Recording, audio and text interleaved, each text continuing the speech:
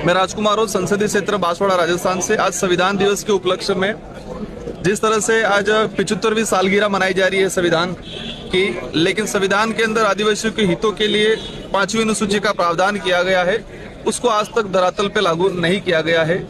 तो हमारी पार्टी की तरफ से डायरेक्शन है कि हमें जिस तरह से आज 75वां सालगिरह मना रहे हैं, लेकिन आज भी धरातल पे 5वीं अनुसूची के अधिकारों को लागू नहीं किया गया है, जिसकी वजह से आदिवासियों को कई बार विस्थापित होने पे मजबूर होना पड़ता है, उनका जीवन यापन करने में परेशानी आती है और बार बार जो विस्थापन का शिकार होते हैं। पैसा एक्ट लागू किया गया है, लेकिन पैसा एक्ट को धरातल पे लागू नहीं किया गया। आज तक पैसा एक्ट बनाया जरूर गया है, लेकिन उसको धरातल पे लागू नहीं किया गया है।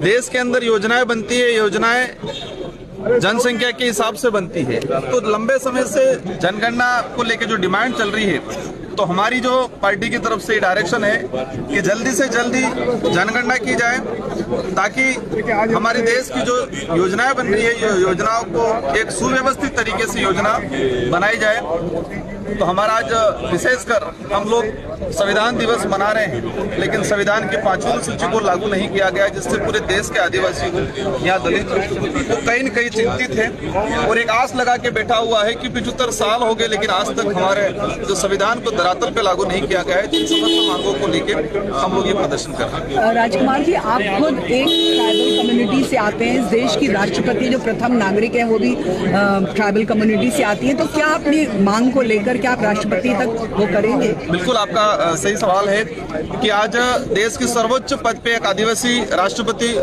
बैठे हुए हैं और देश के आदिवासियों के हितों के लिए जो शेड्यूल 5 और शेड्यूल 6 का जो प्रावधान है वो लागू नहीं हो पाया है। हमने कई बार उनको ज्ञापन के माध्यम से दिया गया है। मेरे संसदीय क्षेत्र बांसवाड़ा में जब राष्ट्रपति महोदय का मानगढ़ पे दौरा हुआ था, मैंने ज्ञापन के माध्यम से उनको कहा गया है कि 5वीं अनुसूची को लेकर आप लोग स्ट्रिक्टली डायरेक्शन दे राष्ट्रपति महोदय जी, लेकिन अभी तक किसी प्रकार का डायरेक्शन नहीं दिया गया है। तो हम लोग एक पूरा देश खुशी मना रहा है कि एक देश के सर्वोच्च पद पे आदिवासी राष्ट्रपति महोदय, लेकिन वो आदिवासियों के हितों के हित में जो शेड्यूल 5 का प्रावधान है उसको लागू नहीं कर रहे हैं। तो इन समस्त मुद्दों को लेकर हम लोग प्रोटेस्ट कर रहे हैं।